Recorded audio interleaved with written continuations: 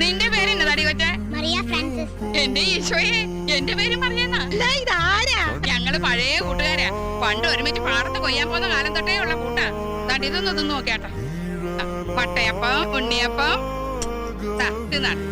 ഇത് ബേക്കറിന്നൊന്നും മേടിച്ചല്ല, ഞാൻ എന്റെ സ്വന്തം കൈ കൊണ്ട് മാവ് കുഴച്ചുണ്ടാക്കിയത്. വരുന്നു മക്കളെ, മക്കൾക്ക് വേണ്ടി ഈ വല്യമ്മച്ചി ഉണ്ടാക്കിക്കൊണ്ട് വന്നതാ. തിന്നോ തിന്നോ. ഇന്നലെ ഇങ്ങോട്ട് വരാൻ ഒരുങ്ങിയതാടി. കൊച്ചുങ്ങളൊക്കെ അവധിക്ക് വന്നേക്കുമല്ലയോ, അതുങ്ങൾക്ക് എന്തെങ്കിലും തിന്നാൻ ഉണ്ടാക്കിക്കൊണ്ട് വരണ്ടായോ എന്ന് കരുതിയാ ഇന്നേക്കാക്കിയത്.